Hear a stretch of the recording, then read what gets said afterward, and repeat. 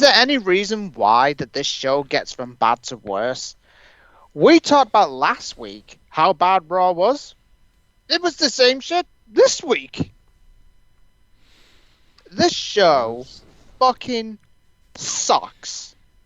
Are you ready for the show? Are you ready? Are you ready for the show? Are you ready? Are you ready? Let's go, let's go, let's go!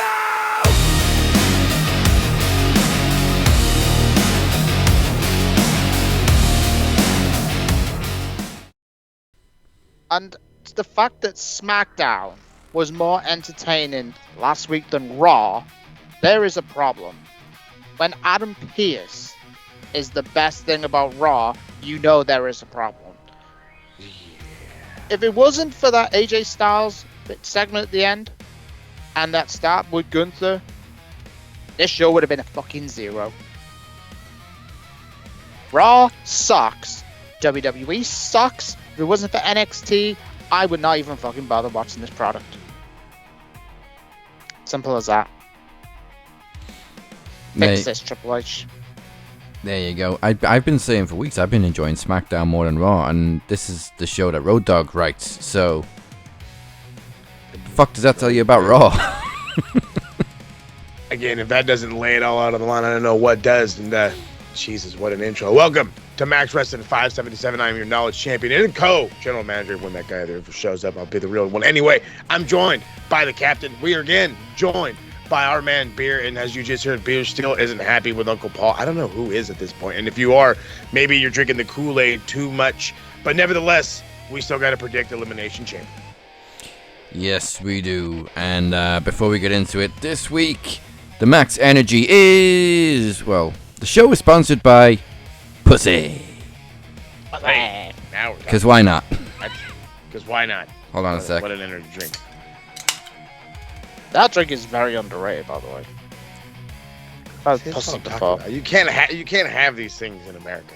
They fucking shit the bed. Doesn't taste like pussy. But anyway, we'll get into Elimination Chamber. There's 4 matches, of course. It is a Triple H special, which we would expect anyway because 2 of them are chamber matches. Hey. The other 2 are Punk and AJ's hometown matches, basically. Pretty much. So, kick it off with the women. For what we now know as the WWE Women's Championship, which is held by Jade Cargill at WrestleMania. It will be Tiffany Stratton versus Rhea Ripley versus Alexa Bliss versus Asuka versus Kiana James, shocker, versus Raquel Rodriguez. Obviously Charlotte lost her qualifier to Kiana James with a roll-up. Leading many to call bullshit and say, well, she's still going to find a way into the chamber whether Alexa gets attacked and she takes her spot, or, I mean, that's the most obvious thing. But yeah. Would that be friend stepping up for friend, or would that be Charlotte secretly is the one that attacked her and stole her spot? I'm leaning more towards option 2. Obvious. Yeah. I think we'd all lean a little bit more towards the latter. We know, I don't want to say Charlotte's MO, but it's the truth. She cares more about wins than anything else, and that's her fucking persona, for crying out loud. What is it? She had like an undefeated streak at WrestleMania or whatever like that. She had so many more wins, I think she already had like 100 pay-per-view wins or something like that. I wouldn't be surprised. Or PLE wins. Whatever it is, she had all these fucking accomplishments because she's the end-all be-all, or quote-unquote there is. I'm sure they're going to attempt to fucking shoehorn her in there. And when they do, it's going to be on the back of Alexa, as you pointed out perfectly. And I don't know if they can sell it enough where every single person isn't agreeing with us, where they're like, yeah, of course she's going to fuck her over. Some magical land. I can't, I'm really trying to, envision any kind of cool, oh my God, Alexa, you're on the ground. I can't do it. I wouldn't buy it. I couldn't buy it. She'll get in. I don't know if she'll win though. That's the fucking real question though. Is that would you shoehorn Charlotte in there just to lose, or is that because you have no one else? Because I'm looking at this and I'm like, do we really want to do Tiffany all over again? Like, because I feel like that's what it feels like. It's. I don't know if people are ready for a repeat of Tiffy time, especially at WrestleMania. We've seen Rhea win it so many times. I love her to death. But then you're going to become the new Charlotte, and I can't have that. If we're already thinking Alexa Bliss is going to get knocked out by Charlotte, that pretty much means Charlotte could win it. Asuka, sure. I don't know if they really want to pull the trigger on a Kiana James. And then I was a sucker for Raquel for the Rumble. Fuck it. It's new. It's fresh. You know what I mean? It's something. But then again... I think that's the problem with this women's chamber is there's no obvious winner. I mean, obviously, we've been thinking about Jade versus Charlotte ever since Jade stepped foot into WWE. And that's clearly in the pipeline at some point, and it very clearly could happen at WrestleMania this coming year. Other than that, Asuka's got her stuff going on with Kyrie. Rhea's always a safe bet, but she doesn't really need a world title run again right now. I think Rhea's surpassed being a women's champion. She's just aura. Perfect. There's exactly. It's not like I think we were literally just crapping all over the idea of the FTR and the Bucks. Us 10 years ago, hearing, oh, that's gonna go for 10 years. Fuck it, let's let it ride, type of shit. Now I hear it, but she's just aura. It's a different aspect. It's not a oh my god, here we go again. It's not the Hulk Hogan effect. It's the does she really need it? Does she really need it? The answer is no. But fuck, what a safety net. I hate saying it like that, but it's the truth. And then you got Kiana James. The fucking odd lady out. I mean, no disrespect, but she's certainly the underdog in this match. No, and they're not pulling triggers on underdogs. This Mania does not look like that's what this is about. This is about, I don't know, honestly. Dream matches, I think. I think that's what they think. I don't know how they want to build this. But again, if it's not, if it's not any of them, Raquel's my pick. If Charlotte has to force her way in, you give it to Charlotte. I wouldn't even call it force her, have to, or whatever, put a negative on it. We could spin it positively, whatever, because I guess she's a face. I don't think she really is. People haven't really torn to her yet. It's either Raquel or that. Because, again, it's everything else just seems like I feel like I'm shitting on them. I am. I just feel like it. And I feel like that I don't want to be that way. That's terrible. But, again, none of them bring me the bubbly stomach feeling. Oh, hey, fucking this is going to be a great match. Oh, hey, this could be something predictable or not predictable, something worthwhile. And again, outside of strong woman versus strong woman and her and Raquel, I don't see it. Or again, as we kept saying, the match we've been trying to see since Jade walked into the E, her and Charlotte. I can't believe we actually are clamoring for a Charlotte match. I don't fucking remember that ever happening. I mean, some people have. Hey, Bia, who's I guess your I pick? ain't some people. Firstly, with Rhea, this is literally a no-win situation because I don't want Rhea in the title picture now for a while. If Rhea wins, the match is going to be a fuckfest because Rhea is going to carry the match because Jade is... I love Jade, but she's fucking terrible. She is fucking terrible. Did you see her on Raw? She was literally there for... what a fucking pointless appearance. And it was the same for Brock Lesnar. We will get to Brock Lesnar in a few moments, actually. Well, according to the betting odds at the minute, Tiffany Stratton is the red hot favorite, and I do not want to see Tiffy and Jade, even though I love Tiffy for obvious reasons. Same. Go with something new. Go with a very good angle, which I've come up with. I'd go Alexa Bliss. I go Alexa. Alexa wins the title, and it's going to make Charlotte jealous of Lexi. But going back to Rhea Ripley, are they seriously going to put an EO against the Bellas? Who in the fuck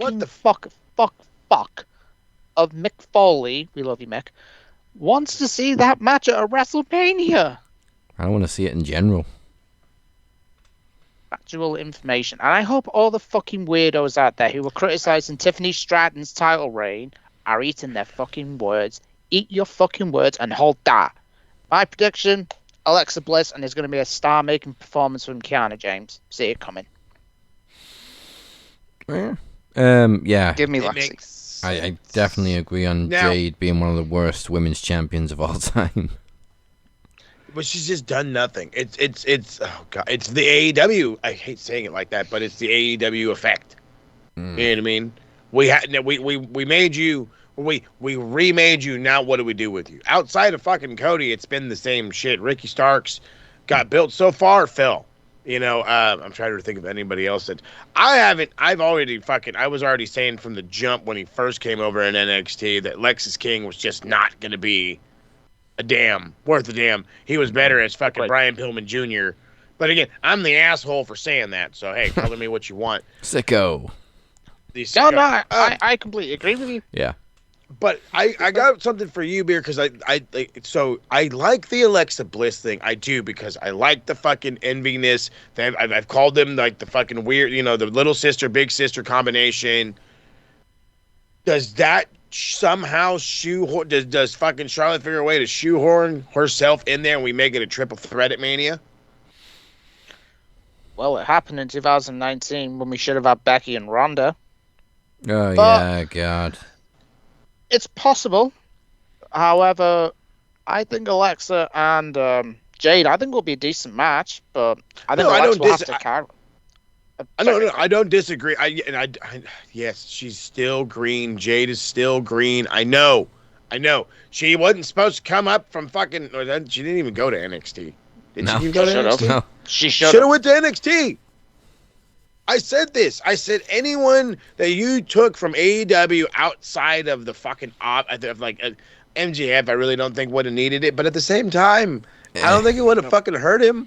I think the I don't think it would have hurt him. The problem with Jade is that AEW made her look so much better than she actually is. So WWE just thought, I'll have some of that.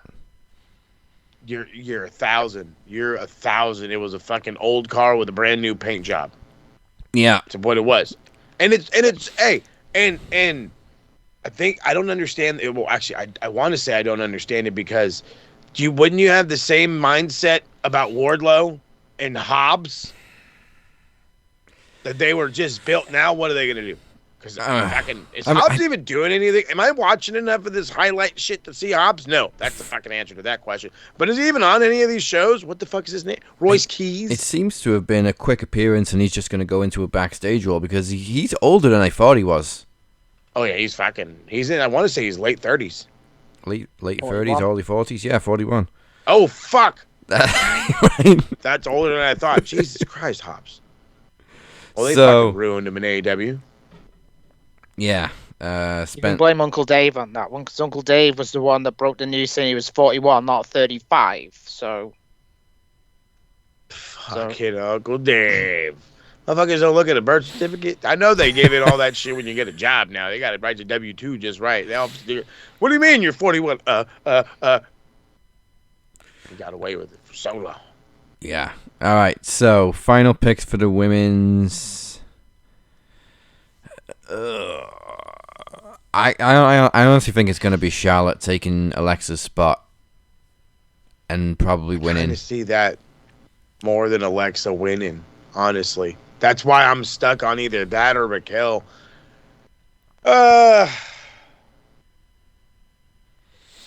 Or I want predictable Paul to not be predictable because I do not for the life of me want Jade and Rhea. I do not for the life of me want that match. I'll make a bold prediction. Please. Sorry. Ballsy prediction. Slap on the wrist. We don't say the other B word. I think Asuka will eliminate Rhea. And I actually think Kiana James is going to eliminate Asuka via a fuck up from Kyrie on the outside. I like that. But yeah, I'm going to go with Charlotte taking Alexa's spot, winning, facing Jade. And maybe Alexa costs Charlotte the match at Mania. I like it. I'll stick with Alexa. Either way, I feel like that has to be, because Raquel just seems like, hey, cool, new, fresh. That's the only one that's new and fresh outside of Kiana James. The only one. Asuka has her own shit. Alexa is either going to, and again, if you fucking win it, there's got to be, you're going to have to include Charlotte. It's going to be this thing where Charlotte has to get involved somehow, some fucking way.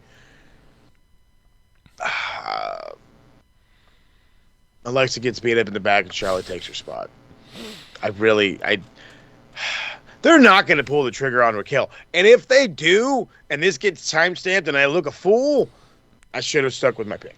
It would be dumb if Liv goes on and wins the title from Stephanie and then Raquel goes and wins the title from Jade and they got both women's titles in Judgment Day. Judgment Day just needs to end at this point. And the Vision, too. I didn't even think of it like that. The fucking Vision is dead. It died when Rollins got injured. I think it died when they turned on Rollins, really, because it just died too soon. But yeah, Rollins injured. It's a bold one with Raquel. This would be interesting, by the way. Ballsy. If Raquel wins, she beats Jade, and Stephanie beats Liv. Then you've got Liv, jealous like a fucker, like motherfucker, and I think Dom is going to lose the Intercontinental title to Penta. Oh, yeah, yes. And then you've got Finn and Dom. Balor finally turns face, thank fuck. And then you got Liv and Dom, like the jealous couple. And then move Raquel to SmackDown, because SmackDown needs bodies. But I'm still sticking my guns. I'm going to go with Little Miss Bliss. Yeah, I like that, though. If they go the Raquel route, you immediately make sure that Liv loses, and nobody will be mad at that. Didn't she already win at Mania once? Who, Liv? Right? Yeah. Didn't she win a chamber one year and then win the title? I want to say she did. No. No? No. Was it a Rumble win? And did she or did she not win the title at Mania? I want to say like 2 years ago. She cashed in on Money in the Bank. That's what it was. Money in the Bank, she cashed in, yeah. 2022. That's what I'm thinking. All right, before we move on from the women, Charlotte has 41 pay-per-view wins. I fucking overhyped it, but hey. But like her dad's records. Overall, she has 481 wins in WWE and... Son of a bitch. 349 losses. Jesus. Well, at least they made it up. Yeah, kind of. She's pretty even, actually. 6-7. That's probably only from the last 5 or 6 years, though, because before that it was like 80% win. Okay, let's stick with the women, because do we get a shady finish and a rematch at WrestleMania? Because it just seems like a throwaway, a waste of an opportunity to put Becky and AJ on a B pay-per-view, PLE, rather than WrestleMania when we're only a few weeks away. So Becky Lynch defending the Intercontinental Championship against AJ Lee. You lost. Next. I couldn't help myself. Look, when did this shit started in Chicago? Did it not? AJ's return on SmackDown. Yeah. Chicago, yeah. And now we're right back at the Ho. So it's just give her the belt. Fucking, you know what I mean? Let Chicago's mom and dad go home with gold. I don't know what else to fucking tell you. I don't. It's not that we don't like Becky. It's not like that we don't like her run or whatever. But it's like, what have you fucking done with AJ Lee? Okay. Now, with that being said, there's somebody right now getting ready to argue with me. Well, why are we giving quote unquote legends or retirees world title runs and all this other shit? And I refer to you to Goldberg. Mm-hmm. Oh my God. Okay. So let's just, hey, we don't pick them. So we got to fucking take them as we get them. And honestly, again, what have we done with AJ Lee? What have we done with AJ Lee? I remember the clamorings for like a fucking ever for years. It made this women's tag. It made this women's division. AJ Lee. Hey, she should come back in the Rumble. AJ Lee. Hey, who I saw on the street one time? AJ Lee. That was the whole thing. Having AJ Lee come back was supposed to be this uproar. The way that Saraya was when she showed up in AEW. Oh, hey, the fucking knowledgeable one, the one that helped fucking build the brand, to build the evolution of the women's division and the whole whatever. And she's nowhere to be here. Now that you have her back, shockingly, as she got older, she's only increased in skill, or I guess she's just stayed as just as good as she was. I don't want to say she got any better, but she stayed just as good as she was. And again, hadn't been in the ring in forever, or at least competing on a regular forever. And she's here. It's worked out. The new fans like her. Everyone digs her. And we've been fucking playing patty cake. We've been playing fucking patty cake the entire run she's here. Opportunity be damned. Now we have it for and yes, it is a mid-card title, and I'm sure that just fucking do it. Just fucking do it. Just do it. Just do it. You need something to spark Mania. Okay, we are building towards Mania. There's this lovely promo we cut towards the end, and I'm sure we'll get there. We get on our own road. And we got to fucking get to Mania. That's the whole point. It's the road to Mania. If you don't start setting up now and we wait until fucking late March, nobody gives a shit. Nobody gives a shit. And that's the fucking problem. Everybody wonders why, fucking, it's a 2-night event. And they don't sell out both nights. They give fucking tickets away. They sell them for the dirtbag cheap if you go up to the fucking gates the day of the show because they didn't sell them all out. Or they sell you the shit where you're behind the screen for the quote-unquote experience. But they're going to fucking do all that shit, and they need a reason to fucking bring you in. And if you're going to tell me one of the fucking matches on the main event or on the WrestleMania card is Becky Lynch defends the IC title against, I'm taking a fucking piss. I'm going to that's my fucking beer run. I'm getting a hot dog. Fuck this shit. I'm not here. It's all good. Unless you're fucking bringing somebody else back who's worth a damn. I can't figure out whom. Not Nikki. I don't think what the fucking goddamn Paige is going to be actually wrestling in WWE again, even though I think she's back or she may not be back. I don't think that's going to be some random one-off AEW type of, hey, dream match, because we're WWE shit. It's not happening. So give the belt to fucking AJ Lee. And in that way, at least you get AJ Lee versus whomever. I looked up to AJ Lee when I was a kid. Circa, here's this picture at a fucking signing. Well, we can't. Oh my God, there's a story. We can't have Cora Jade because she's gone to TNA now. Okay, fucking see, you fucked it up. Been like a real mom, right? You know what? You say it's a mid card title, but I'll be honest. I think the women have done what the men have failed to do for a long time, and that's make the Intercontinental title feel just as important as the heavyweight. I will not disagree. Especially when one of the main women's champions is fucking Jade, but still. Most of the feuds on Raw, they're over the women's feuds are over the IC title, whereas, Stephanie's been a great champion as well, but I think they're giving more TV time to the IC title. And when Chelsea Green had it, more TV time to the US title as well. That's true. So again, you need someone to build this. Becky's not doing it Becky's not bad.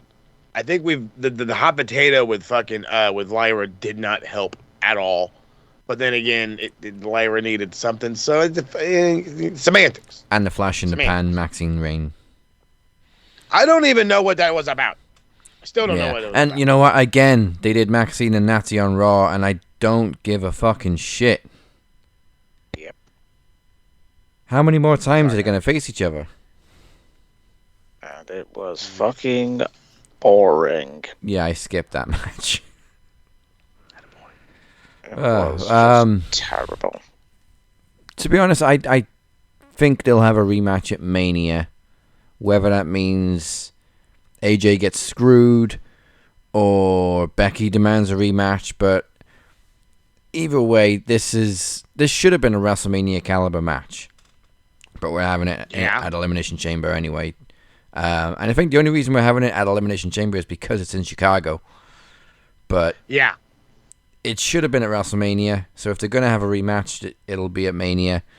I just don't know whether it's going to be AJ getting a rematch because she got screwed, or Becky demanding a rematch because she lost and she's Becky. But I think people would complain if AJ won a championship on her first attempt after returning. So I'll go with Becky to retain, and I definitely see some shenanigans going on because Becky loves being a heel, and what better way to piss off Chicago than screw AJ Lee? Fuck. I like it. So you want some heat, baby. Oh, she'll get heat. All the heat. Beer? This could go two ways. Well, obviously. Becky will draw nuclear heat if she retains. And she's, without doubt, doing the best work of her career. Possibly a fucked finish, what have you. Or, if AJ Lee wins the Intercontinental Championship, who looks up to AJ Lee as like a mother figure? Who's not called Cora Jade? I was going to say I was Cora Jade. Roxanne. Perez. Oh. That's Punk's daughter. Match. What like a better match you could have at WrestleMania with AJ Lee against Roxanne Perez? Because Roxy's always said she wants to wrestle AJ Lee, but I think I would leave that for another time. I think Becky and AJ should have been just WrestleMania only. You could have had Becky in like doing a little side quest, perhaps. I'll go Becky. But it's going to be a bit of I think it'll be a bit of a fuck finish. You know what would have really made sense if they'd have waited to bring AJ back and had the tag match at Elimination Chamber in Chicago. But of course they just had to get bums in seats for WrestlePalooza. Because the only reason they put the show on anyway was to fuck with AEW, but we won't talk about that because the internet will go crazy at us.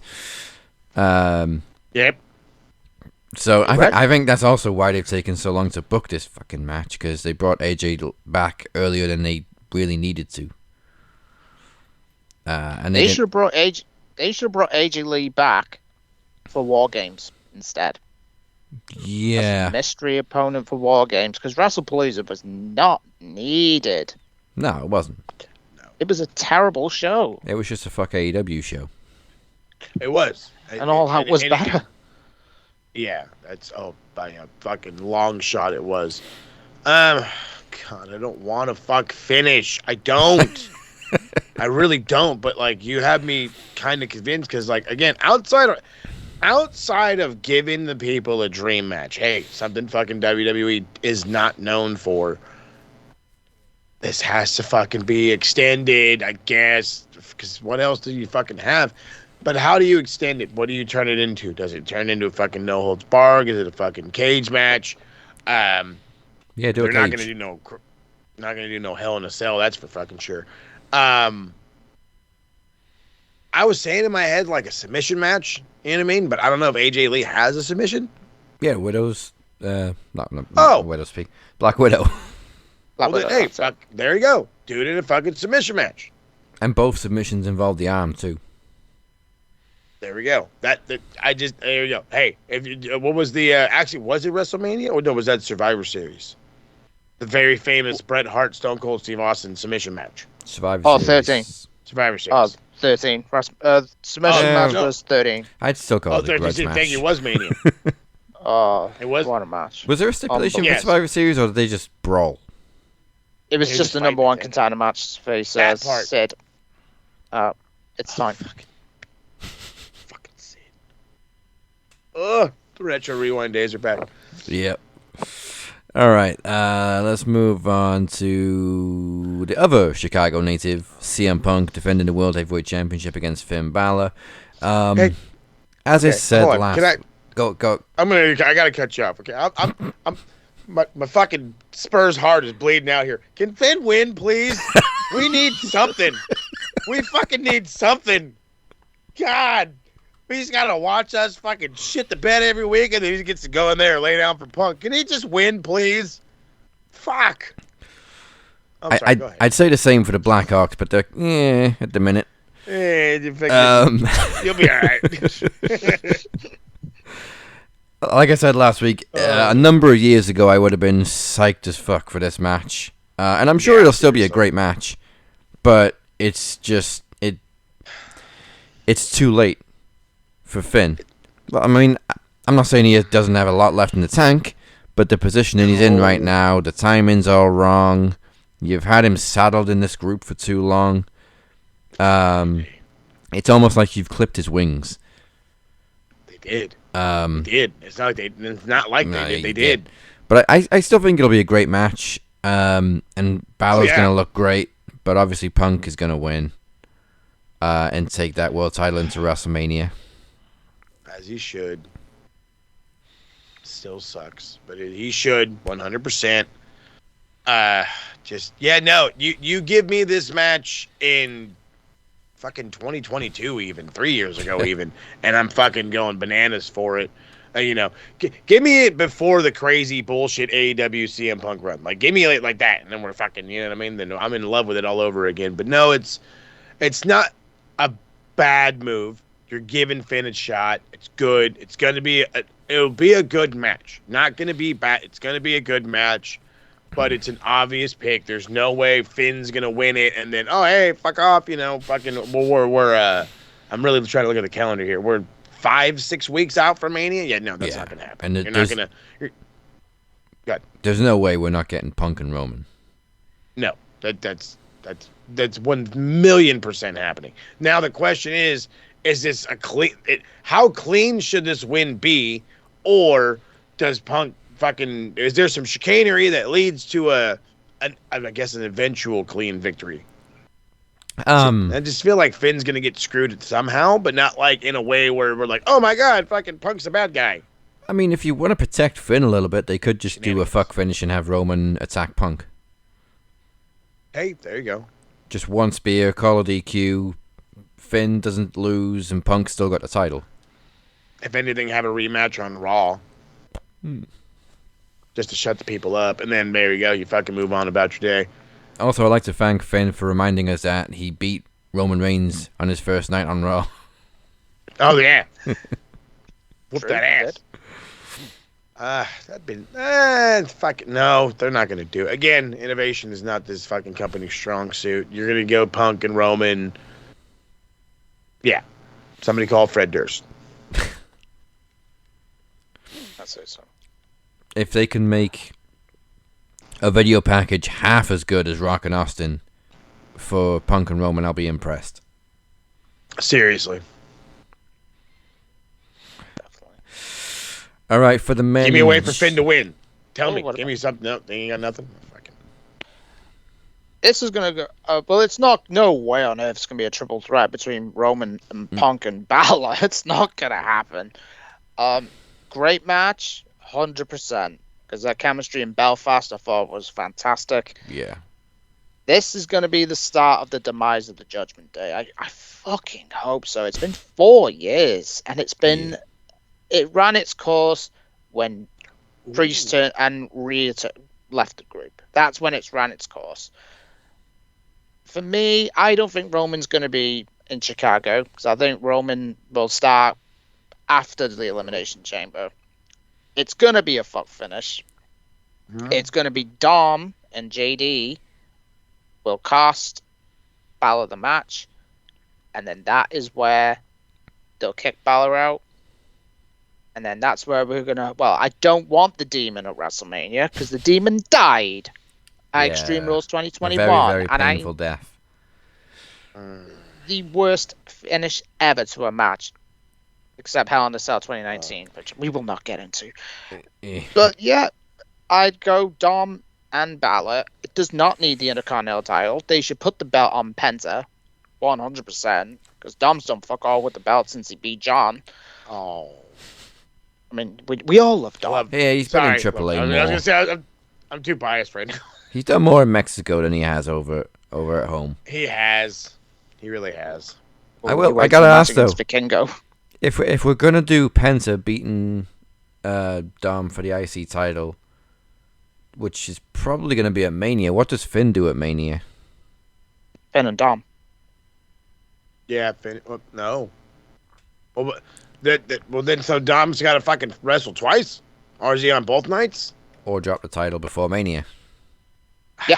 How and when? Because I He think can Dom's facing Penta. Fucking lose it in Mexico.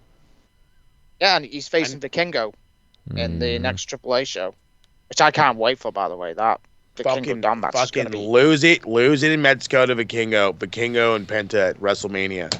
You're fucking welcome. Don't. I'll need a spare pair of pants for that. That again, that's AEW. I fucking hate saying it like that, but it's true. That's a fucking dream booking type of shit right there. That's not something we'll get from the E. But hey, maybe if Sean was booking fucking Mania, so hey, I got this kid in fucking Mexico, Paul. He fucking kicks ass. Oh, you know Vikingo? Then why aren't you fucking using him? Oh, don't. I can already hear him yell at him. Get me Vikingo at WrestleMania. Yeah, I'll go Punk. Safe Give me bet. Punk. All right, for the men's Elimination Chamber, which we know will be the winner challenging Drew at Mania, we got Randy Orton, L.A. Knight, Cody Rhodes, Yeah. that bouncy boy Javon Evans, Trick Williams, and Jey Uso replacing, we assume, the injured Bronson Reed. It seems to have been they called it on the fly on Raw. Jey looked confused as fuck when Bronson Reed went down. They're both just on opposite sides of the ring, and Jay's just like, shit, what do we do? To be honest, obviously they said he torn his tricep.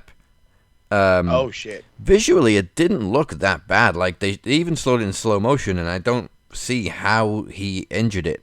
But it was when he broke up the pin, and he kind of rolled, and then he instantly looks at his bicep. So yeah, I can't really see how it tore, because it didn't look like an awkward landing or anything like that. But yeah, the vision's fucked. They seem to have called an audible and have Jey win, because it was either him or original El Grande Americano. But Jey ain't winning. No. Please God, no. No. Honestly, I think it's got to be Cody. Yep. We're back into the shoehorned. Oh hey, you kind of know. Like outside of the fucking women's chamber match, we already knew the winners of all these. Like we knew it. As cool as it would be to see Trick Williams or Javon Evans and when WrestleMania main event, it's against Drew fucking McIntyre. I'm not gonna feed these fucking young bucks. It's not gonna be a David versus Goliath situation where you're gonna fucking have Drew lose to one of these up and comers. That's not happening. Now, if Cody does it, well, he's been pushed as a mega star, all this other shit. That's a cool thing. LA Knight, I kind of see that as like it could maybe happen, but I don't know if he's gonna beat Drew. I don't think there's anywhere near as much momentum behind him as we would like to think there is for them to pull a trigger and go to Mania and then win. And then I look at Randy Orton and I'm like, are we fucking going to do this again? Are we going to fucking do this again? I love, like, listen to me when I say this. I fucking love Randy Orton, okay? I fucking love this guy. I still remember him when he was the young pup that was fucking jumping off of everything. Everything. And then somebody told him, you're going to fucking ruin your knees. And then he didn't jump off of shit. He didn't even jump. No. His fucking RKOs were like, I fucking laid out and you fell into my arms type of shit. He used to have a beautiful drop kick. He really did. Yes. And then save his fucking knees. Smart man. I just don't see it happening. I don't see the fucking pulling of the trigger of a new kid. Jey Uso's not getting it again. And Randy Orton and LA Knight are just no. So you have to have fucking Cody Rhodes go in. And Cody Rhodes probably wins it. And we're fucking right back to square one, trying to figure out something to do with Cody. I mean, or, and this has already been fucking rumored, or I should say fucking teased or whatever have you, is the person in the box. There's people yeah. speculating that it could be Uncle Dewey in the box. And if it's Uncle Dewey, which I doubt, I'd fucking have that where they cost him the match and we get The Rock and Cody at Mania. Just so we fucking end it and get over with, and I don't ever want to fucking see The Rock again. Seriously. Like, I fucking mean it. Like, dead ass. Like, you even make a movie, homie, I'm going to be kind of questionable by watching the bitch. Like, that's the next time I go. No, Matt, that's outside of the Smasher Machine. But still, I'd fucking, you know what I mean? I want to get this shit all the way the fuck over with. But there is nobody else you can put in this fucking world title picture, or the undisputed title picture, excuse me, and it not be an immediate, well, Drew's going to retain. Well, Drew's going to retain. Well, Drew's going to retain. No. I do think it'll be Cody. I don't see anybody else facing Drew, but also at the same time, Cody doesn't necessarily have to win at Mania because, well, I mean, Drew could easily win, but we've been talking a few weeks about a multiple man match with Sami Zayn, and who else were they pushing towards the title picture? Jacob Fatu. Fatu. So either triple threat or a 4-way. And let Sammy fucking win if it goes that way. But Cody doesn't have to win the title, but I definitely see him winning the Chamber and facing Drew because they've been seasoned for weeks and months now that Drew's not going to give him a rematch, so he's got to win the Rumble. He lost the Rumble. Okay, he's got to win the Chamber. Otherwise, he's not getting a rematch. So he's got to get his rematch. But and also Drew's the reason Cody got eliminated from the Rumble. So. Yep, that's true. Big fucking. They've been planting the seeds for a while. There's no other outcome that's logical, and I'm sure Beer agrees. I love Randy Orton as well. I agree with you 1,000,000%, Boss Man. I completely agree with you. If they ever did Cody and Randy, they do not need the title. It does not need the title by absolutely any stretch. I think the dark horse for me, I think it's Trick. How over is this motherfucker right now? You had whooped that Trick during a Becky Lynch segment the other week. It might have been on Raw. You had... Trick is the most over guy in the company. I would love Trick to win, but it's not going to happen, unfortunately. I think it'll be Cody, but delusional me speaking. The person in the box, is it going to be The Rock and Cody turns heel? Not again. No, I would not mind a heel Cody, but then again, you got Drew as a heel. That's the problem. You have heel versus heel. It would make literally no sense. Or you could have The Rock taking Cody's soul at WrestleMania, or costing Cody the match at WrestleMania as him of the Empire Strikes Back sort of thing, like in Star Wars. Yep, I'll go Cody.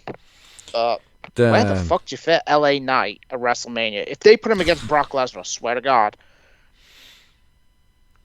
Where are you going to fit Javon at WrestleMania? Where are you going to fit Trick at WrestleMania? That's the problem.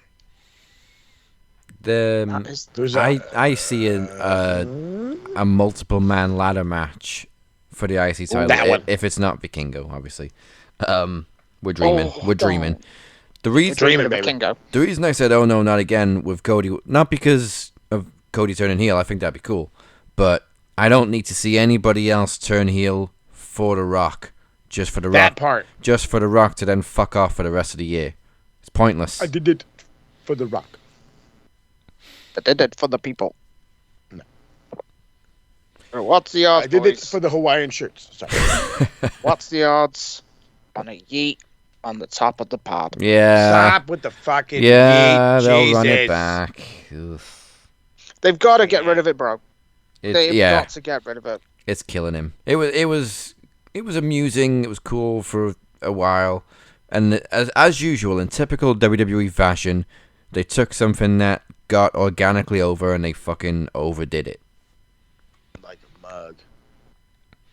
Forced down our throats. It is a carbon copy of what they did with Roman Reigns. Remember when Roman was literally getting booed and they tried to force it down our throats? Mm-hmm. It's his carbon copy with Jey Uso.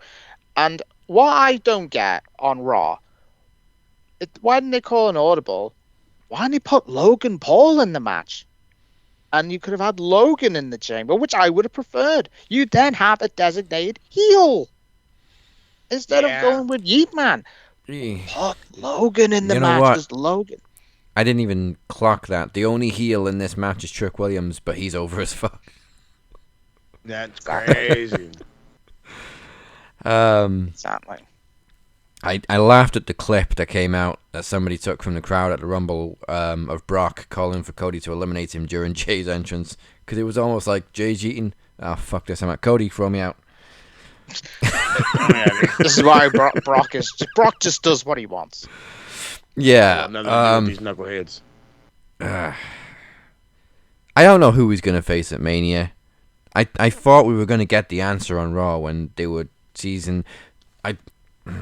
It's probably going to piss some people off, but I kind of like how they're making the whole facing Brock at WrestleMania seem like something on the level of the Undertaker streak. I mean, it's not as big as the streak, but obviously nowhere near. But this is the man that broke the streak, so now he's the main attraction at WrestleMania. I like that appeal.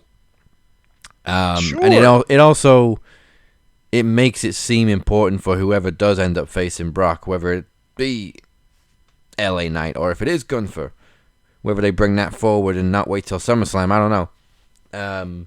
But I can't really think of anybody else on that main event level that's ready to face Brock. Maybe Obafemi, but that means he's surely got to just destroy Brock, which defeats the object. But again, is that believable after the way they dealt with him in the fucking in the Rumble? The Rumble's not fresh out of our minds. The Rumble was less than about a month ago. So it's like you're not. Trust me, I ain't forgetting. You're not gonna all of a sudden go, well, it's gonna be Obafemi, and I'm gonna believe that this motherfucker's gonna go in there and manhandle Brock Lesnar. You got manhandled in the Rumble. Why? Because you got distracted by the big lights. So the bigger lights of WrestleMania aren't gonna be a fucking distraction. The numerous people not in the ring all of a sudden aren't in distraction. Like, stop. Unless I'm sure you could finagle it. There's always a way to finagle it. That's what wrestling does.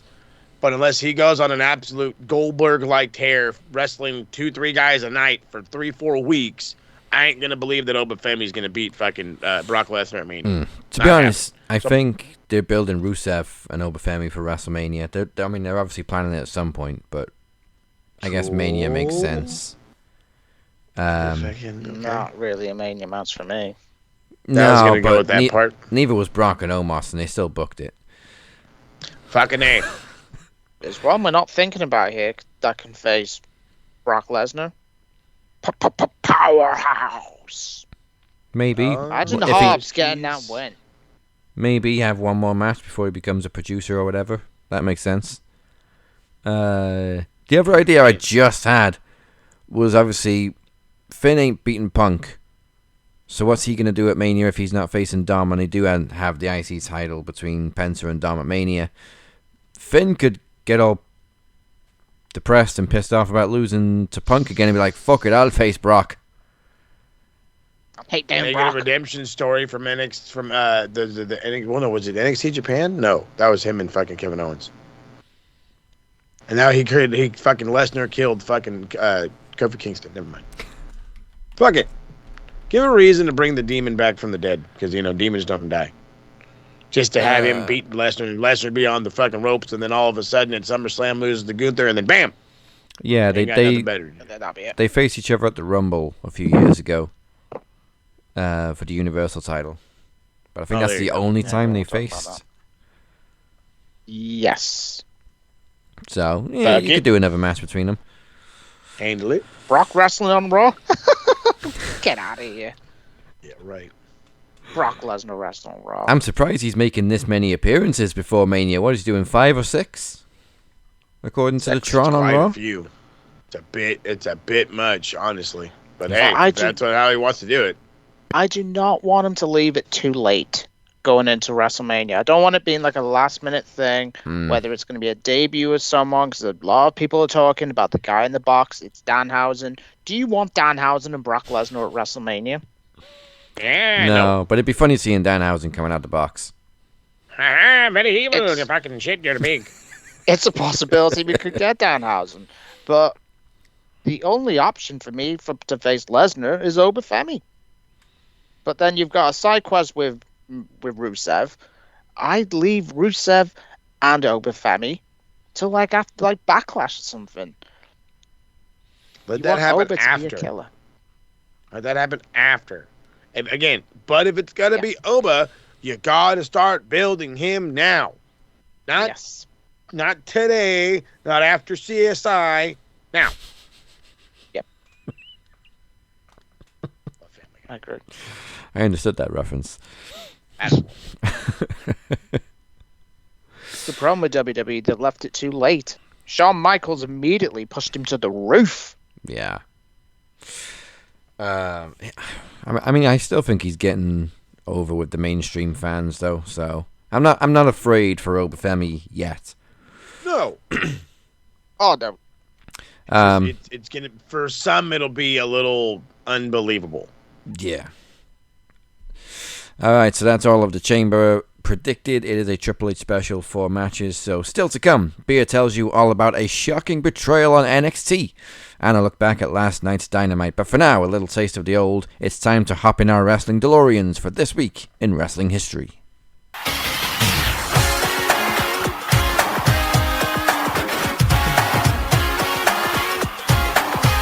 We have 3 pieces of history this week. 2 of them are No Way Out. But let's kick it off with February 23rd, 1997 at WCW Super Brawl 7.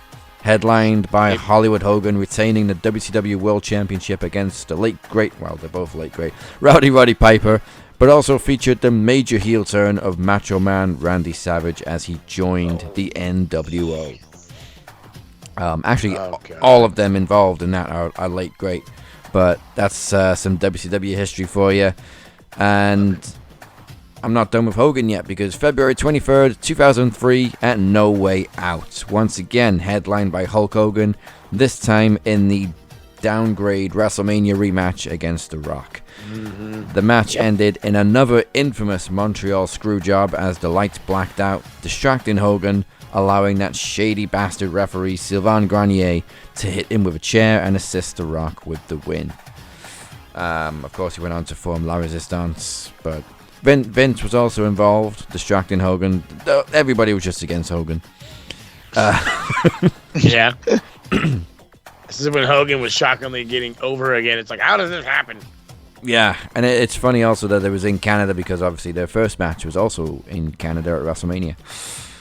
But also, No Way Out 2003 also featured 2 out of 2 bad matches between Triple H and Scott Steiner. Hey. What a feud. Yep, and sucked. the biggest asterisk to that terrible feud is Scott Steiner stripping Triple H down to his underwear on Raw. Thanks for the reminder. I mean, Thanks for bringing that one up. one of the good things that did come out of it was Evanescence's Bring Me to Life as a theme song. But other than that, true. it sucked. Oh no, sorry, I have 4 pieces of history. But February 25th, 2001, also at No Way Out, the main event was an outstanding 3 Stages of Hell match between Triple H and Stone Cold Steve Austin, which ended with Austin dropping a car off a crane with Triple H inside. Holy shit! Bang! Oh god, I missed the 2000s. Oh, take me back. They sold it like Triple H was dead, and then he was back like 2 weeks later. You'll never die in this company. The Rock also became the first ever 6-time WWE champion, defeating Kurt Angle.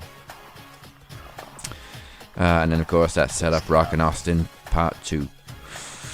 Yep. And finally, February 26, 1997, British Bulldog became the inaugural WWE European Champion, defeating Owen Hart in Berlin, although it wasn't aired until March 3rd. But this was a Raw in Berlin. That's right. Good shit. Yep. Good on British Bulldog. The European Championship. God, that God, we miss it.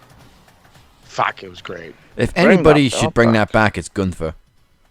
Oh, 1,000,000%. 1 million. God, that'd be so I do awesome. agree. I killed all your legends' careers, but I brought back the European Championship. Now, see, that's a fucking promo we need. We need that. And he'd still get booed. He would, but he'd get even more booed, and it would be awesome. And then they're like, "Oh, we just fucking redesigned this IC Championship for nothing." You fucking ain't right. Also, I do have another bit unfortunate this week in wrestling history. 6 years ago tomorrow, we saw, and my video is up, by the way, of the worst finish in wrestling history, and I'm so sorry to bring this up, was when Bray Wyatt was unfortunately buried. Super Blowdown 2020. One of the Just worst noticed. booking decisions ever. Ever. There was so much things I could have done on that Thursday. I I had to watch that fucking show. What year did you say it was? 2017? 2020. 2020. Oh, fuck me. 2020. So it's been 6 years, and it still leaves more salt in my mouth than Bonnie Blue. Ayo. Hooray! Fucking horrible decision. Also, Kind of. Goldberg could walk into WrestleMania as a fucking Universal Champion. Yep. Against Brock in a feud that didn't need the fucking title. Nope. Oh, that was Roman at that Mania. Is that not the Roman? That was Kevin Owens, the one he buried at that fast lane. Who did and then Goldberg face then? Fastlane. It was Braun Strowman in the end because Roman Oh, that pulled out sucked because ass of too. the- And Braun had one of the worst title reigns I've ever seen. Yeah, that was dog shit too. Sorry to remind everyone of that. Basically, Goldberg is involved in 2 bullshit title changes. Both in Shock. fucking... No, wait, Fastlane wasn't inside. Where was Fastlane? That was in. God. Well, the Super Showdown was sadly in Saudi Arabia. Yeah. Yeah. I will talk about that later on, actually, because I have a lot to say. Fastlane 17, that was in Milwaukee, Wisconsin. Ah, Milwaukee. Yes. 22 seconds. Goldberg Yeah. buried Kevin Owens. Disgusting. How quickly did he beat The Fiend? That was 2 minutes and 30 seconds. Oh, okay, so we had enough time to lift him up for the fucking jackhammer. All right, make sure. Oh, But it was... You beat this supernatural entity with 2 fucking moves. Fuck off. disgrace. Absolute disgrace. Let's go, let's go, let's go!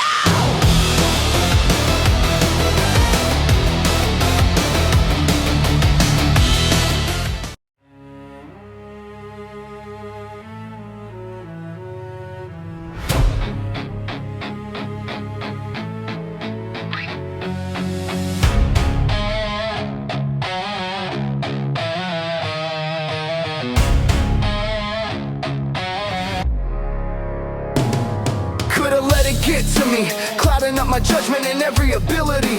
Could've let the silence. Sometimes you've just got to do things yourself. A couple of weeks ago, Corey Cypher went out on Aftermax and he came up with this idea that if he was to defeat 3 opponents selected by our general managers, Moses Marquez or Daniel Crimmins, he would then go on to Promo Mania to challenge me for this. Now that sounds good to me. I'm okay with that. But you see, it's been a couple weeks now, and nothing is official. So, I had a little idea of my own. You see, currently, the Demoness is on hiatus. And we don't know when we're going to see her again. We don't even know if we're going to see her at Promo Mania, but I do know that she has a couple of friends in her little group called the CWO. They are A.T. Rustler, Ted P. DeNiro, and Crazy Eyes himself, Robert Davis. So, I just thought maybe they would be the perfect opponents for Corey Cypher. Now, I don't know if it's too late to book this for Revolution Road. We're only a couple weeks out. But if not, we do have another big event the week after Revolution Road. The 11th anniversary of Max Wrestling. Seems like a perfect place for a big match. Now, obviously I'm not the only one that calls the shots around here anymore, so it's not entirely my decision. I'm just spitballing. I am the champion awaiting a challenger, so that's my idea. Do with it what you will. AT, Rob, Teddy, if either of you are listening to this, what do you say?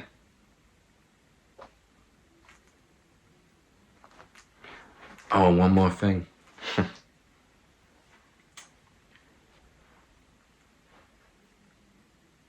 I'll have another promo for you next week with a very big announcement for Max Wrestling. Catch you around the bend. TV champ out.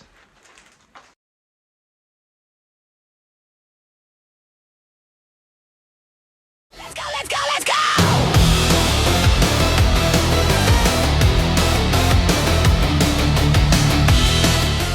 Welcome back to Max Wrestling. I am your captain, along with LFA and Beer. Speak their names and they appear.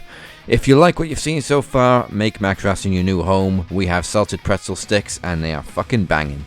All you gotta do is drop a people's elbow on that like button and a 5-knuckle shuffle on the subscribe button, because that's how the algorithm works. We're here every single week. Hashtag Thursday on Max.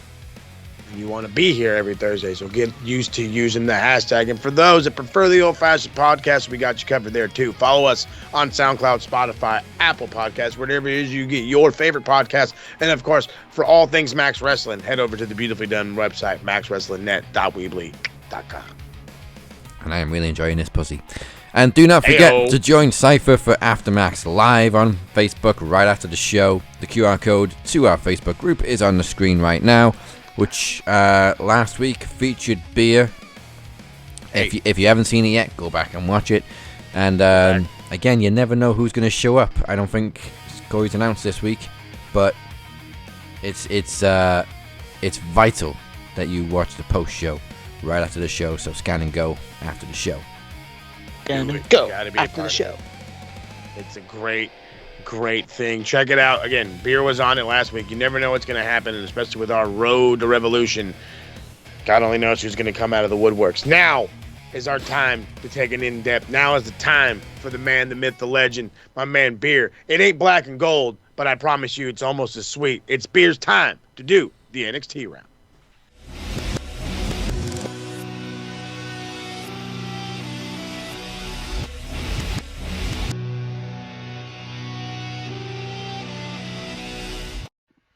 Alright, let's get into Beer's NXT rounds. The show starts with Robert Stone hyping up the crowd, and we're kicking it off with the NXT Tag Team Championship matches. Dark State, Osiris Griffin, and Saquon Sugars, who I've pronounced the name wrong for a long time, to defend against Swipe Right, which is Ricky Smokes and Brad Baylor. We had a massive upset with Swipe Right winning the NXT Tag Team Championship with an interference from Tony D'Angelo, and with a win, which now has Jackson Drake as the Evolve Champion, and we also have Swipe Right as the NXT Tag Team Champions. This was a very good tag match as well, so it's a massive upset.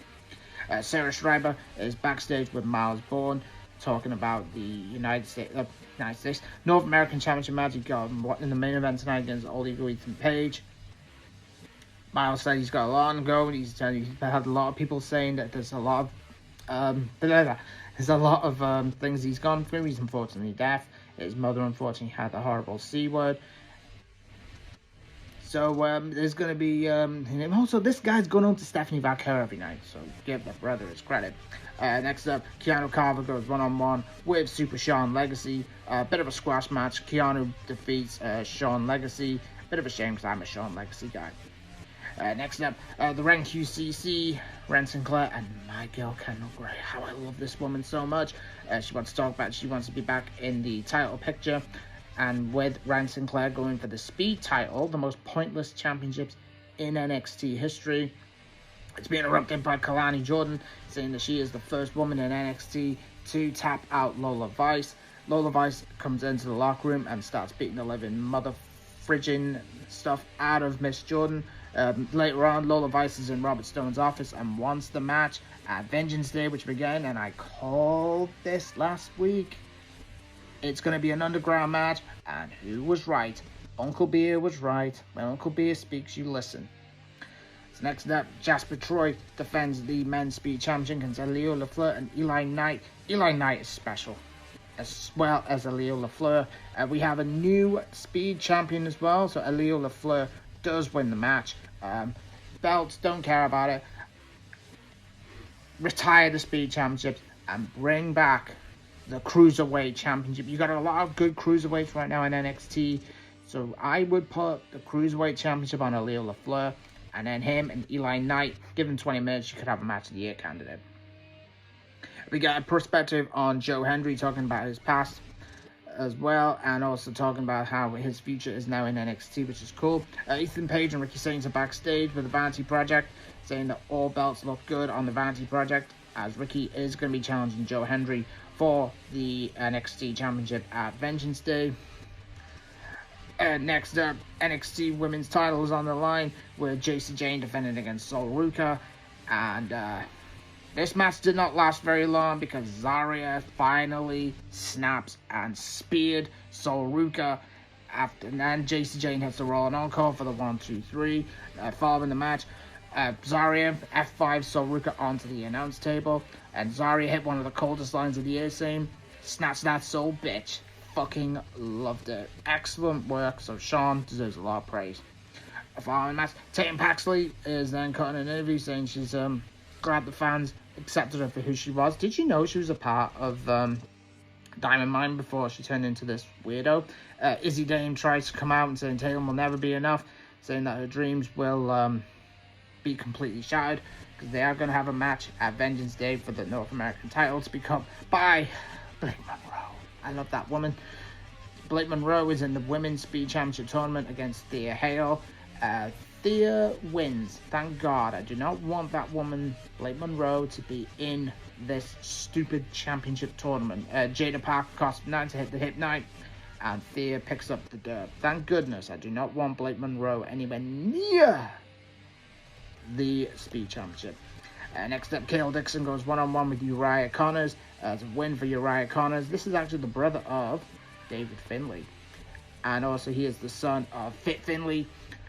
Fit Finlay, one of the best wrestlers one of the most underrated wrestlers on the roster. Uriah picks the win with a running Psycho knee to the head for the 1-2-3. Fatal Women's backstage. Zarya approaches him, saying that Jane retained the women's title because of her. Now she wants the shot. Next week will be a match between JC Jane and Zarya. You know what's going to happen. Sol's obviously going to cost her the match, and then you're going to have the match at Vengeance Day. I prefer it to be stand and deliver. Next up, Ethan Page is backstage getting ready for the match. And then we do have the Gas Me Up Bros, Shallow Hill, Hank, and Tank. They are going to get ready to help out if there is any issues. I forgot what I was going to say. Main event. Ethan Page versus Miles. Banger main event. Excellent main event. Miles Bourne is the new NXT North American champion by hitting the Bourne again. And it was an excellent match. Tried a bit of interference by the Vanity Project, but Hill, Hank, and Tank fight them off to the back. Ricky Sainz tries to come out and help as well. Joe Hendry then attacks Ricky Sainz. And then I'm so happy for Miles Bourne. Hits a beautiful Bourne again. And gets 1-2-3 and celebrates in the crowd with his mother, which is always nice to see. Mr. Stephanie Vaquer wins the championship as well. So great signs.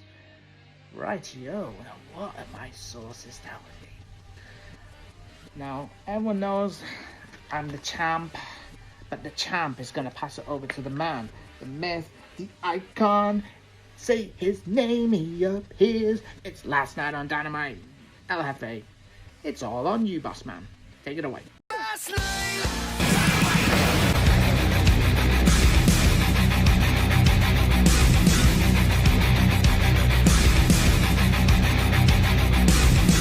All right, hopping on the last night on Dynamite. Quality show, good stuff. Fucking fans are ruckus in Denver, Colorado. Good stuff. I love that. Love me a good crowd. Open up with Mox defeating El Colon. That's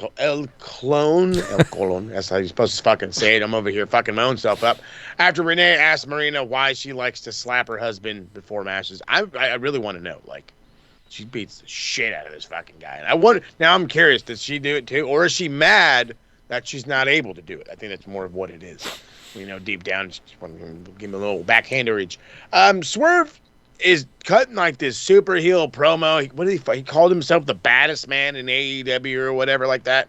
I kind of liked it. I kind of thought it was weird. He has no regrets about attacking Kenny Omega. I would hope not. But then again, they're trying to make him the bad guy. I get it. It is what it is. Gabe Kidd defeats Orange Cassidy. Clark Connors comes out of nowhere to just fucking beat him down after the match. It just made no real sense. Gabe Kidd's great. I don't fucking know what we're doing with him, but I'm glad he's here. Darby Allin comes and makes a save. I love Orange Cassidy's intro. The fucking the thing in the background. They're looking for Roddy. He's lost. The picture is spot on. And they're willing to give you a $15 gift card. They find him. That was funny. To be fair. That's a fucking fair exchange, if you do ask me. Okay, I ranted a little. I don't want to call it a rant. I expressed my feelings about this match to Beer, and I'm gonna say it again because it's one of these things where there's a reason why guys lose momentum, and it's stupid shit. I really can't put it in any other clearer terms. And if you're going to slow down the fucking build of Kevin Knight, which seems to be a fucking massive one because they're going with him. He's not just jet speed. He's got his own singles run too. And again, we're not driving fast with him, but we're cruising. We are cruising with Kevin Knight. If you're going to cruise with Kevin Knight, you don't give some jerk off like Mansoor fucking offense. What are you doing? Seriously, what are you doing? Yep. I get it. You're trying to get this kid television time, and I appreciate you. I've seen less of Mansoor than I have of fucking anybody else. We literally made the joke, oh, well, thank God Mansoor's not in the E anymore because he would have had this fucking Saudi Arabia match, no problem, or been in the Rumble. And he would have been number 30. He would have been number 30. 1,000% he would have been number 30. And now he's in here doing the same fucking fucking fashionista bullshit gimmick that he was doing in the E. And it's here. And again, I don't give a fuck. That's fine. Whatever your character, it's fine. I don't care. Remember, we had fucking Peter Avalon for fuck's sake for a while. Like, we had weird characters. I don't give a fuck about your weird character. I don't. But if you're gonna stall a kid like Kevin Knight, then stall him the fuck out and move on. Don't do this shit where you're gonna force people to be disinterested in him because a loser like Mansoor got 3 minutes of offense on a kid that should have had 3 minutes of just whooping his ass. Instead, this was an almost 5-minute match where nearly half of it went to Mansoor. Like, what are you doing? Don't do this. Don't fuck it up. And if you're gonna fuck it up, then fuck it all the way up and make him a tag guy and fucking move on. Because this is dumb. It's dumb. Yep. Fucking TK. I love MJF. And I really wanted to make a freaking religious joke, and I swear to God we'll get canceled if I do that. But of course he'd have a double-sided coin. He totally would have a double-sided coin. He's in there. He's like, you know what? I got the greatest stipulation ever. How about a one-way disqualification match? And I'm just like, that sounds awesome. I'm fucking down for it. And he flips I'm feeling lucky. And he flips the coin, and my wife in the background, that fucking guy's cheating. The second he said, I feel lucky, she goes, that guy's fucking cheating.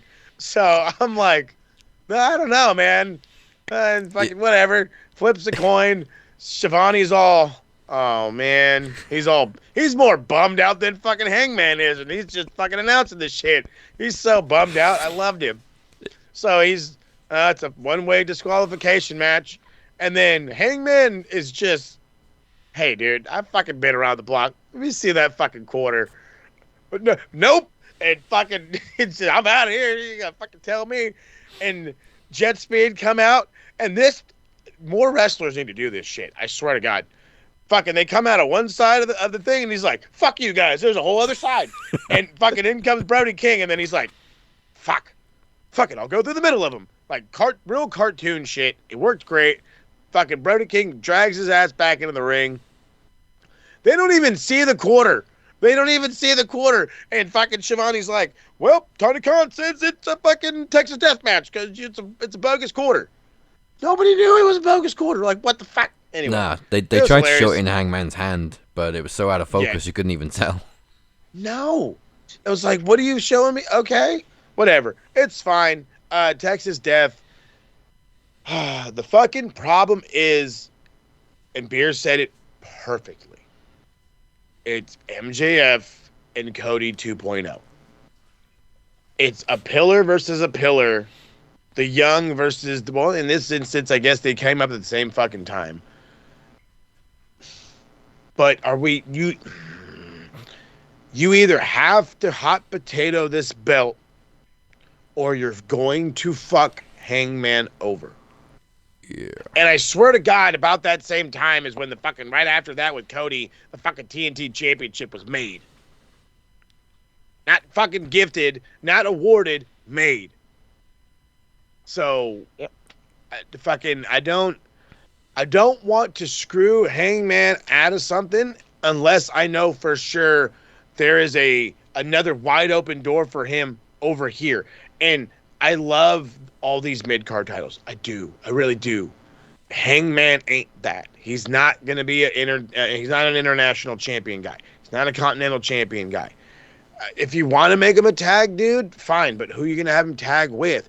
He's way too good to be a fucking trios guy. That's for fucking sure. So we're in the fucking in between a rock and a hard place right now. We really are.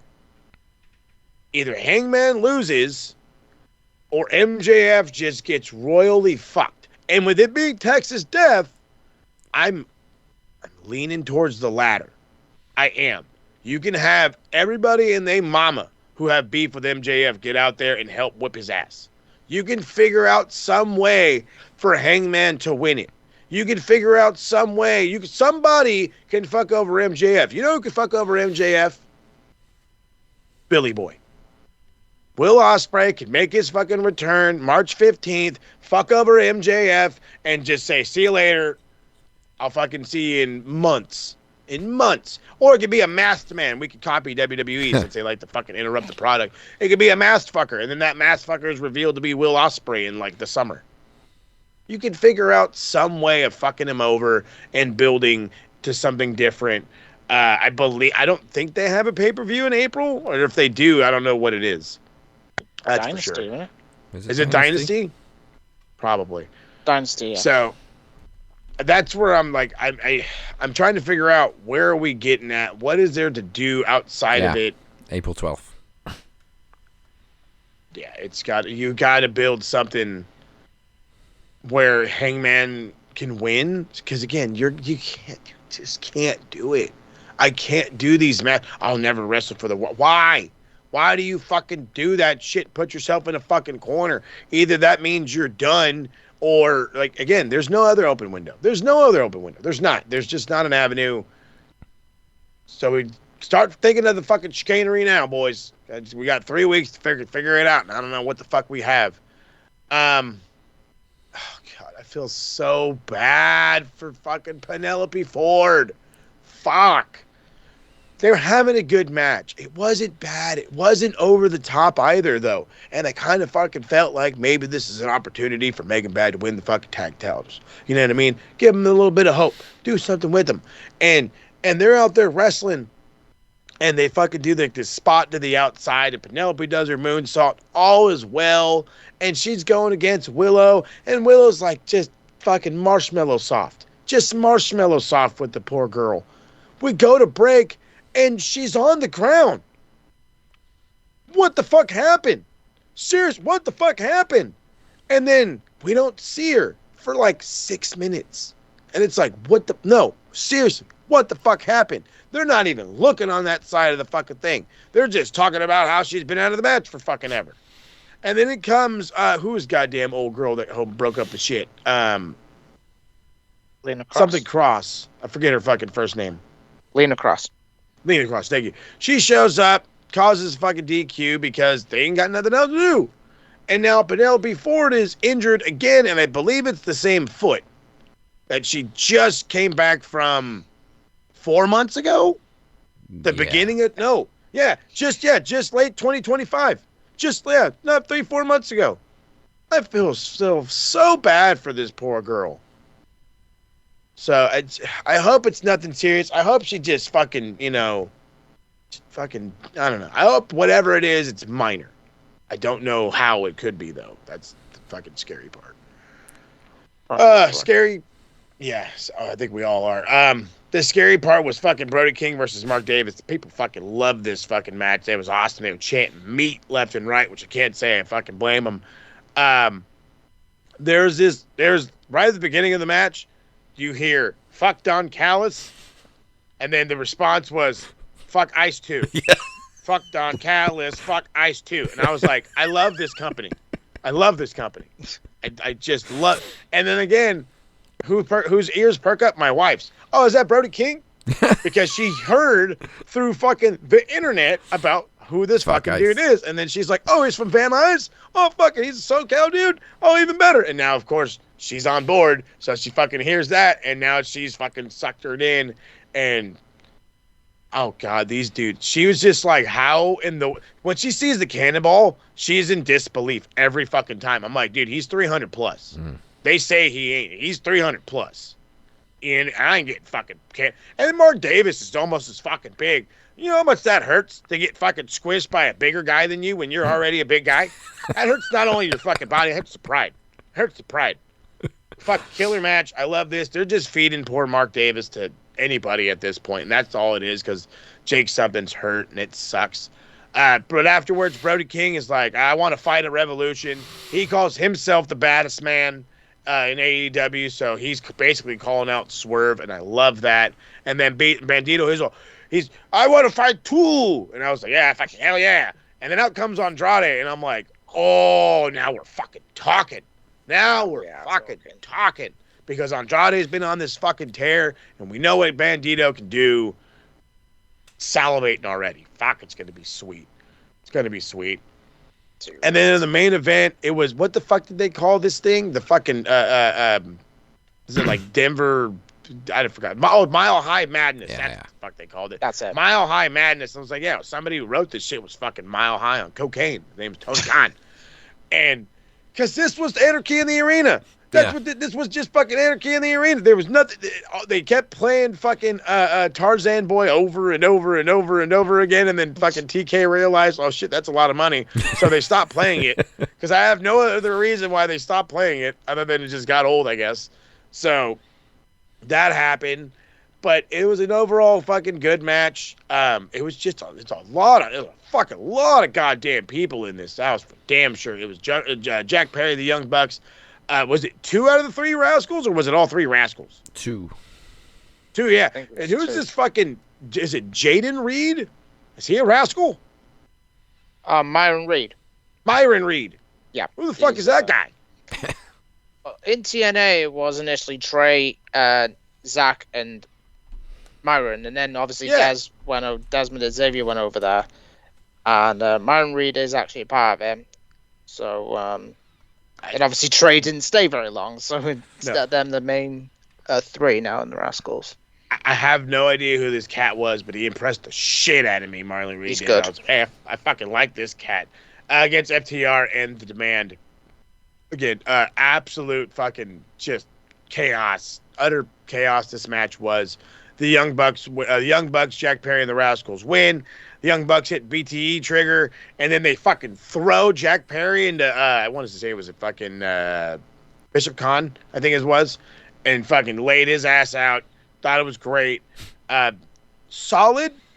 I don't know where we're going, though, with any of these fucking dudes, other than, hey, we wanted a PWG match to throw at you with a little anarchy in the arena thrown in. Because I didn't get much else out of it. So, Yeah. but again, we do have the, and better yet, it is a way of getting the Bucks and FTR together. And then we're going to have that, and again, about 3 weeks away at fucking, at Revolution. 2 and a bit. Also in 2 Good show, weeks, we take the fast lane to Promo Mania through Revolution Road. It is our next Max event taking place on March 12th, featuring predictions for AEW's Revolution, as we just talked about. Hey, gotta love it when they come up quick, fast, and in a hurry. Speaking of things that have been, not quick, fast, this has been a build, and it's finally coming to a head. The Max Wrestling Tag Team Championships are on the line as the Forge, Cypher, and Blade Rodriguez challenge the champions themselves, Stevie Nicks, and Mike Larkin in duos TV rules. That's going to be a fun one. Yeah, we like it with the duos TV rules. Once again, it takes place March 12th. Go to maxwrestlingnet.weebly.com/revolution for more information. And the official theme song is Shut Up and Fight by Captain's Revenge. You can catch it now along with all my other music on Spotify, YouTube, and all streaming platforms, including the brand new double album Broken Hourglass and 0 Hour. Card's looking a little light. I got to get with the GM and kind of spruce this up a bit. Spruce it up a bit. Yeah, we got one match booked. It's the main attraction. We got time to fill in the gaps. At the same time, TK is probably going to book like 11 matches for Revolution that we got to produce. Oh, yeah. It's going to be about a 6-hour show. Right. 6.5. Too long, baby. Well, I mean, I ain't doing anything at Revolution either. I'm still waiting to see if Cypher can find some opponents. We'll see. But for now, we do have a wall, but it's full of wankers. It's time for the wanker wall. It's gross. I'm the biggest wanker in this place, man! Hey, no. I'm the biggest wanker in this place, okay? Me, not you. All right, I think Beer's got plenty of people for the wall, so I'll let him go first. So it's going to be 100 points to the IWC. Yeah. Jesus Christ. To start with. Right, so To start with, one, he says. first one goes to a guy called It's with a Z, Varon. Hi, Varon. He said, So. and I quote, "Blake deserves better, man." I replied, saying, "She's in a feud with Jada Parker. Of course, Jada was going to get involved. I'd rather that than carrying a meaningless title." Now, on my NXT review, I will describe what I think should be changed of the speed titles. They're both a fucking complete waste of time. I said, Jesus Christ, get with the fucking story. This is what these retards don't get. If your favorites win every single fucking week, they're gonna go boring. Kenny Omega does not win every week, and we all love Kenny. Will Ospreay does not win every single match. No. So that's number one. Now, number two. Exactly. Now, second one goes to a guy called Alex_Cisco. Lake Monroe is completely buried. WWE and Shawn Michaels have failed her completely. So I replied saying, "Are you an idiot?" Now, quite recently, they did the 2K26 thing at the WWE headquarters. Who was the only woman from NXT that was there? I guess Blake Monroe. Blake Monroe. She was the only woman from NXT who was there that night. Or that day, rather. And finally, I'm going to get to Quiet Q92. This is about WWE 2K26. And this guy is a fucking retard. AAA is the first DLC. Correct me if I'm wrong, but where is the Legends 2K? So he wanted Test, Albert, Stevie Ray, Billy Kidman, Dean Malenko, who won't be because he's in AEW. He said Owen Hart. First of all, we have not seen Owen Hart in a WWE game since WWF Attitude. They're not going to let Owen in a WWE game. I messaged his name, be fucking patient. No, if you want to play as Owen Hart in a more up-to-date wrestling game, I recommend Wrestling Legends 1, 2, and 3. That one. Or Legends And of Fight Wrestling. Forever. Legends of Wrestling. That one, Legends of Wrestling. There you go. And Fight Forever. Who plays Fight Forever? Let's be fucking honest. So, actually, no, change it. 200 points to the IWC for being complete fucking retards. What is wrong with Blake Monroe's booking? I don't get it. She's going to beat Jada, and I've already said what's going on. I said this to Corey. JC's going to lose the title at Stand and Deliver to Kendall Gray. Who is one of the bigger name heels in NXT's women's division, apart from Kalani Jordan? And that is Blake Monroe. Build Blake for the title. She's already said she's not in a rush to go to the main fucking roster. She's not in a rush. No, she's literally one of the main featured women. I don't know what people's problem is. They just fucking. I'm trying to figure it out myself. It's like it. Okay, so here's the thing: do people want the Blake Monroe from AEW, the one that was brutal and vicious and all that other shit? Because you weren't gonna get that ever. Nah, she ain't gonna beat bloody Jada Parker to death with a heel. No. Well, we don't know yet. Right. She's doing, but for what she's doing, she's fine. At least I think so. So. Yeah, she's fine anyway. She's almost like how Chelsea Green was in TNA. She's just a little bit unhinged. There you go. I like that. All right. I don't actually know who I want to give bad points to this week. I mean, like Bea ranted at the start of the show, Raw wasn't the best. It was average. I don't think there was anything there that warranted wanker points. Because actually, no. You know what, Trips? If I'm enjoying Road Dogg's booking more than yours, you deserve some points. So 20 points to Triple H.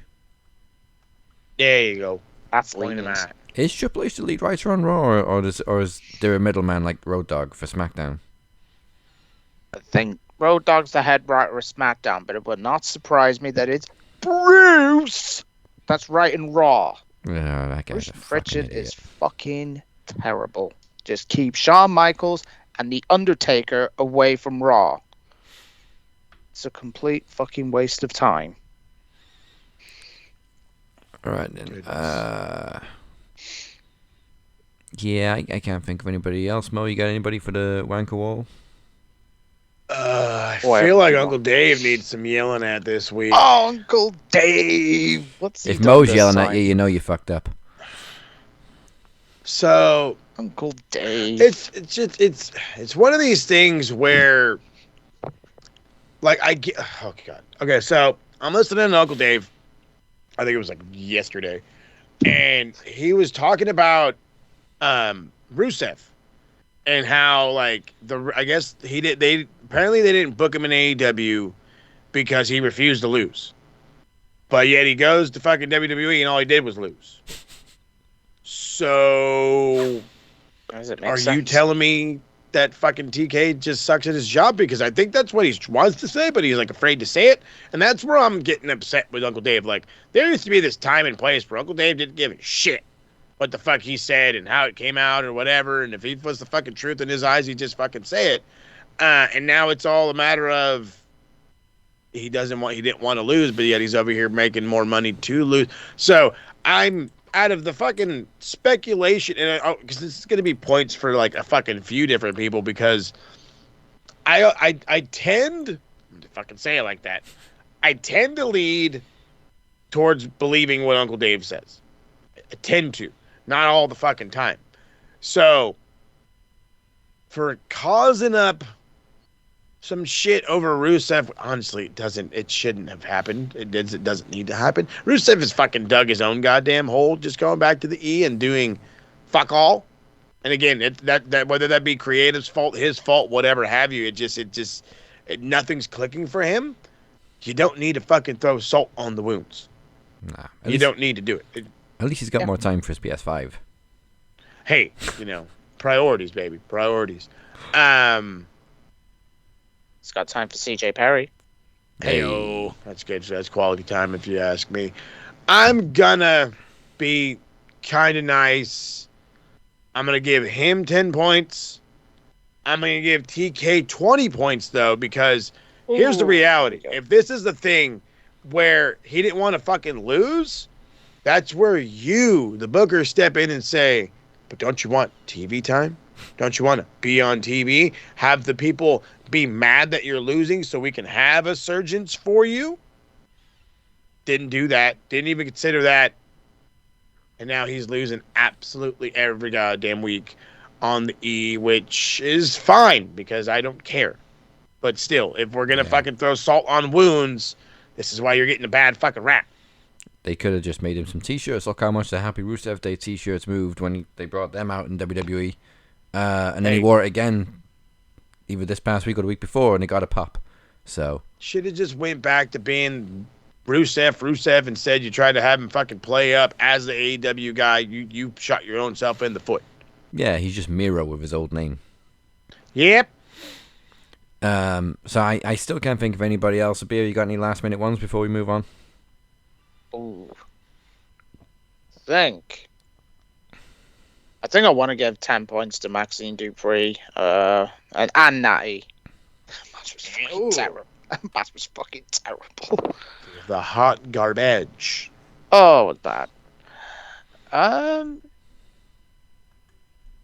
I want to give 20 points to our customer to Vince Russo. Now, I'm going to side with Dave on this, and I never side with Uncle Dave. I think Meltzer was recently saying about, Vince Russo's promotion. What's it called? Is it Juggalo? Oh, Juggalo Pro Wrestling. Juggalo and JPW. Juggernauts. And Dave was criticizing it, saying something about it, something along those lines. Russo replied saying, "Oh, I bet he's never seen an episode." So he doesn't like it when someone criticizes his promotion, but he always seems to criticize WWE and AEW. Yeah. So how would you like those apples? Russo has been a fucking massive hypocrite since the 90s, Yeah. if not before then.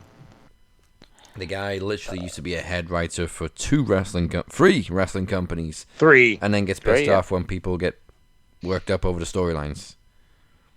Crazy, Like, isn't it? it's all make-believe, bro. Yeah, and it used to be your job, so shut the fuck up. Yeah, and then he got mad that you're not liking his make-believe. Like, what the fuck?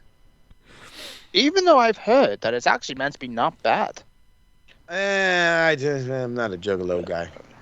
I'm not a Vince Russo guy. That part. Overall, no. Actually, you know what? I'm gonna give 10 points to Kid Rock. Fuck you. Oh, what's he done this time? Well, he hasn't done anything this week. Recently. I mean, he's kind of taboo right now. But obviously, Taker made an appearance on Raw, and he went back to the American Badass theme, which I used to love. I don't anymore. Can you please just pay Limp Bizkit to use Rollin' again? Or, that would be so much better. Or even Jim Johnson's theme, You're Gonna Pay, was awesome too. I was just going to say, that one ain't bad. You know damn well Jim Johnson fucking have you pay for that. No fucking problem. And you can avoid this shit. Yeah, no, Kid Rock's...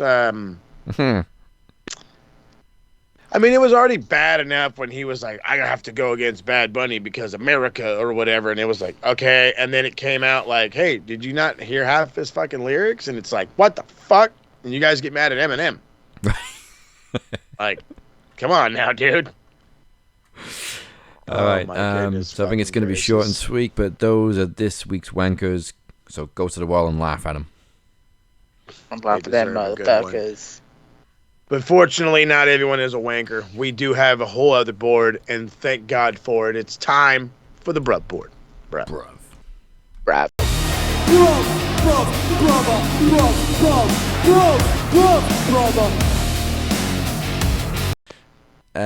E immediately points to AJ Styles. I'm just wondering how many. Oh, God. Let's see. It was good seeing fucking Air Raid together. It was Air Paris back together, the WCW group. Oh man, seeing fucking old boy back. I was like, oh, is that what? Oh man, I think I was like one of like 45 people that understood that reference. I think his career Like, was who like the fuck is this guy? 26 years, so I'm going to go 260 points to AJ. That's I like that. And then it looks like he's already fucking batted down the rumors that he'll go to AEW. So Yeah, he. I was surprised to see the Good Brothers. I was like, what? Gallows and Anderson? That was good. Also, and to see Kazarian. Abyss That in part. full gimmick. I was like, yes! 50 points to fucking Abyss. fuck yeah. Actually, no, give him 100 Good because shit. he's probably not going to be on TV again. Yeah. So 100 points to Abyss. You know, You haven't seen Abyss. that? If you haven't seen that episode of Talking Shop, it's definitely a reason to get back on the Talking Shop train. Yeah, I saw the AJ bit, but I haven't seen the entirety of it, so I'll give that a watch. I'll The whole give thing. 50 The to whole thing is Kazarian. great. Great Get tribute. 50 So, to also, Kazarian. speaking of that tribute, 100 points to Creed. We love some Creed. Oh, High is one of my favorite songs as If well. you don't like Creed, you're fucking lying to yourself. You have no soul if you don't like Creed. There it is. Brothers are living in denial, fam. Yeah. I'm going to drop another one on Brody King. Yes. 50 much points deserved. just because every time he comes out, Easy. he just gets a fuck ice chant. Now I love it. He has just become so over, and I can't tell if it's fully political or not, but I'm so happy for Brody King. He deserves everything he's getting. Yeah. Hell yeah, man. All right, who else we got for the board? Oh, I do need to drop 50 points to Zarya. The heel turn has finally happened. But the line at the end after she F5'd Sol Ruka on the announce table, snatch that soul, bitch. That was a fucking line and a half. So I have to give 50 to Sol, 50 to Uncle Sean. I think Sean deserves it. I mean, it's took too long for the build, but I think it was done perfectly. So 50 points to Uncle Sean. I think I might. Oh, sorry, go. Maybe Bronson Reed, I guess, points for obviously his injury is unfortunate, but it's such shit timing because he was supposed to replace Braun Breaker in the storyline, who was supposed to replace Seth Rollins and all fucking three of them have got injured. Who's next? It's either Logan Paul or who else in the division? Theory, who's fucking irrelevant. He's the Daniel Garcia of that group, theoretically. Yeah. Bag of dicks. I think Theory's a little bit better. Yeah. I love how when Paul Heyman came out with Brock Lesnar, he was like, yes, I'm the wise man for division, but most importantly, I'm the advocate for Brock Lesnar. That's an interesting quote where he's put there. Mm-hmm. He's gonna get a tsunami when Bronson comes back. Ooh, Bronson Reed and Brock could be a good match. Ooh. Meat! Sounds like some fun. We'll add 50 points as well for Penelope Ford, though. It's sad. My heart was broken for her. Because she's only just come back from an injury, and she had a bad injury beforehand as well. This girl's got no luck. Yeah, Oh, 50. It sucks. There's been some pretty bad injuries lately. It's at the worst time. Oh, I forgot to put somebody on the wanker wall. Jade Cargill.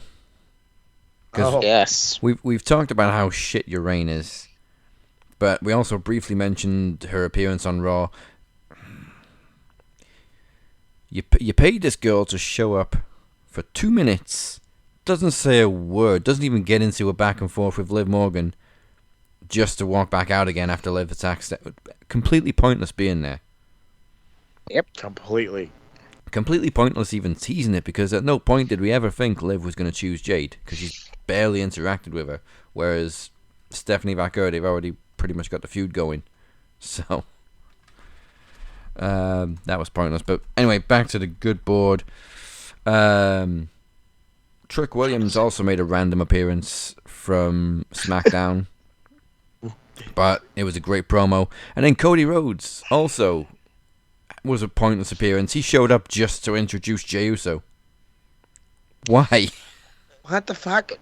I think what it was is because it was the tribute show to AJ Styles. There was people saying that there was going to be guys from SmackDown that were going to be on Raw. So I suppose I Yeah. might let them off. Semantics. I mean, Who at least else? Cody actually did something, though, unlike Jade. Cody did Right. something quite relevant. 50 points to Miles Bourne. I think it's his first time on the board. Won the North American Championship, and this brother goes home to Stephanie Vaquer every night. So I gotta give big 50 to my guy, Uh-huh. Miles Bourne. Excellent match with Ethan Page as well. Oh, Wanker Wall as well. I need to go back. I have to go back to the Wanker Wall as well. Sorry about this. Go on. Who the fuck thought it was a clever idea to book Io Sky against Julia with no build? You know what? I'll wait. They haven't built Julia at all on SmackDown. She is nothing compared to how she was in NXT. And I didn't even see that much of her in NXT. My advice to Road Dogg is let her be the Julia from Stardom. I watched her matches in Stardom. She was a fucking beast. Or book her like she did in Marigold. In Stardom, she was having the most brutal matches. She had a brutal match with Kairi Sane. Julia has been booked like a nerd.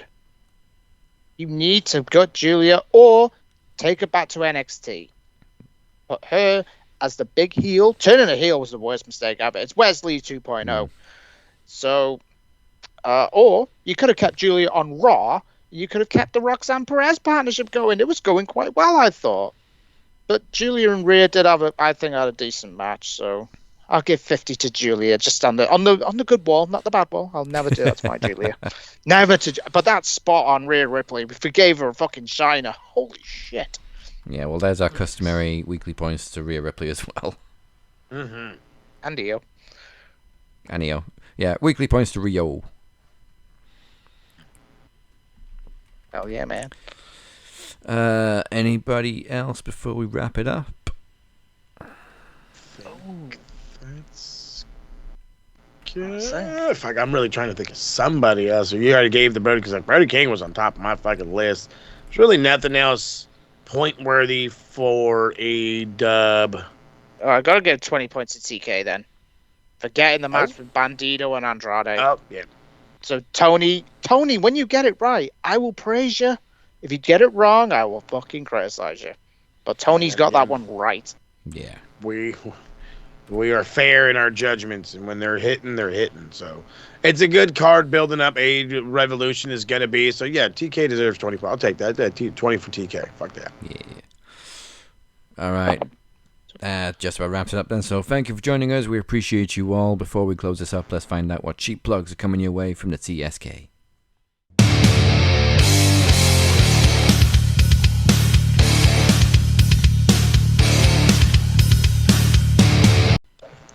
Cheap plugs indeed.